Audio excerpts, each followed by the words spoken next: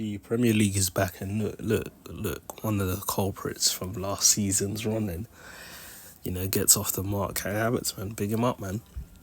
Beautiful cross from Saka, and yeah, the header from Havertz was fantastic, man. And it just had to be him to open our account in the Premier League this season. Sign of big things to come, potentially. So yeah, I think that's a combination we're gonna see a lot of again this season. Saka with ball in towards the back post, and Havertz there to nod it in. And like I said, it was a great header to get us off the mark. I actually thought we started the game quite well, despite the fact that, for me, first 20 minutes, Wolves, they didn't look nerve, to be fair, but then eventually we started picking them apart and stuff like that. And, spaces started opening up. Odegaard was playing, his typical reverse Wolves. And, it just felt like a matter of time before we actually scored and we cracked the defence open, And like I said, it's a big season for Havertz because amongst the fan base, there's loads of deliberation. Should we get a striker? Should we not get a striker? I think we got to get an attacker regardless. But listen, Havertz, he did his thing today. He scored, and that's the bare minimum. Expectation for a striker. I know these days we've got strikers that are bit more different in terms of the fact that they might not prioritise goal scoring and stuff like that. But listen, if before the season starts you look at a striker and you can be like, what, he's gonna get me 20 goals, it just helps with how you plan, with the team and stuff like that. So yeah, I think it's definitely important. And yeah, listen, great finish by Havertz, and loads of people are predicting him to have a big season. I think my target for him, I think 25 GA for Havertz this season should be, the target. All comps or Premier League, I need to see 25 GA, because I think he's got the capability to do so. And listen, he will get a lot of minutes. He will get a lot of minutes for sure. The bits that do concern me with Havertz though is like the odd, finish here and there in the box where I feel like he could do better. I'm not too convinced about his natural ball striking ability. Obviously, this was a chance in the second half early on where Martinelli, found him in the box a decent amount of time. I think his intention was to wrap it around the defender, but just shanked it horribly wide. And listen, I think if we don't sign an attacker, there's going to be a lot of pressure on Havertz. And I'm not sure if it's going to be sustainable for the whole season.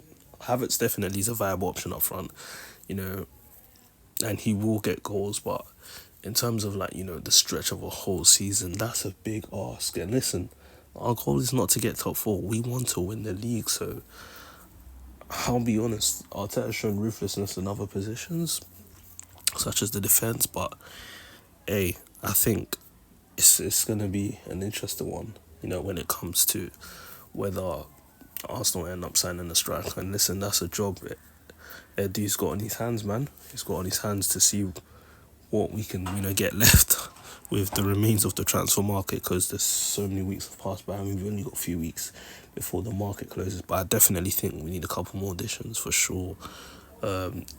We already know Marino's close, so that's another plus. He'll be coming in to shore up the midfield. I thought Partey today was decent first half. Second half, he started getting picked and pulled apart, started losing the ball, and was just looking rusty off it. So it'll be good to get another body in midfield in Marino. He's also, got loads of quality to offer. In terms of duels, he's a duel, and Arteta loves it. But yeah, man, I just don't think for the whole season, going for the Champions League, all the other cup competitions, I just don't think we can rely on Havertz and Jesus up front for the whole season, especially with our ambitions. But yeah, man, let's just hope we can do something in the transfer market. But I know strikers miss chances here and there, it happens, but Havertz, we've seen it more often than not. That's the concern, really. But listen, anyways, big him up. Got off the mark today. It's gonna, relieve any pressure he had, before the game actually commenced and going into the season. But listen, we've got a tough start to the season. Really tough start to the season, and there's not going to be any easy games in the Prem, let alone Champions League, League Cup, FA Cup. So good start from Havertz, but we need more, and we should set the bar high, expectation high. We should always be asking more, to be honest. Eventually, the match started turning a bit messy. On our part, we were just losing the ball left, right, centre. Wolves actually picked up confidence, going into the second half. I'm not sure what Gary O'Neill told them, but listen, they had a fire lit up in them, to be fair, because the way they came out second half, they were ready. They were challenging us. There was several incidents where, they could have actually capitalised on. Saliba's misplaced pass, which Cunha shot straight at David Raya. There were chances, man, even in the first half, towards the end. The header from the wall striker, which David Raya was equal to, which was actually a great save. But yeah, man, they were mounting the pressure on us in the second half. And, interestingly enough, one of the substitutions Arteta made was Timber on for Zinchenko to obviously give us, I guess, more dynamism, in terms of trying to probe for the second goal. And, Timber, super lightweight on the feet, great skills. And I found it kind of interesting because obviously Timber didn't feature in the past couple of preseason games. And I would have thought Calafiori would have at least come on maybe for a home debut. Didn't come on today, which was interesting. But it's interesting. Where does Arteta see Calafiori's long-term future at Arsenal? Is it actually left back or is it left centre back? It's going to be an interesting one, because the fact that Timber's back, fit, ready, raring to go. It's gonna be interesting, man. But listen, you need bodies all across the squad. Timber can fill in at right back. I mean, White doesn't have to play every single minute of the season for sure. But yeah, man, it's gonna be an interesting one to see. But interestingly enough, Wolves' defender, yeah, he was walking the tightrope with this one.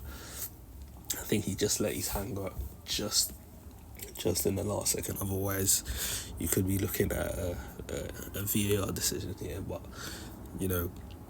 fortunately for him, no red card, no nothing like that. And, yeah, got away with it in the end, so fair dues. Just when the match was getting rocky, just when we needed someone to turn up, just when we needed to roof to, just literally just blow off the Emirates. Guess who turns up? Starboy, Bukayo Saka, man. Great finish, man. Literally on the transition, we catch Wolves lacking. Havertz is, advancing forward with the ball, plays it out wide to Saka, who is, giving he's giving Aït-Nouri the eyes, man. Aït-Nouri's trying to cover. And listen, Jose Sar's probably thinking Saka's trying to whip this far post.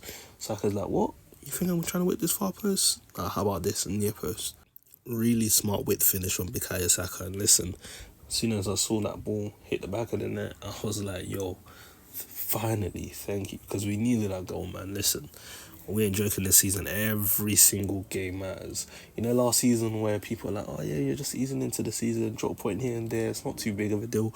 Hey, when you're competing with City and when you're going for the title, every match is a big deal.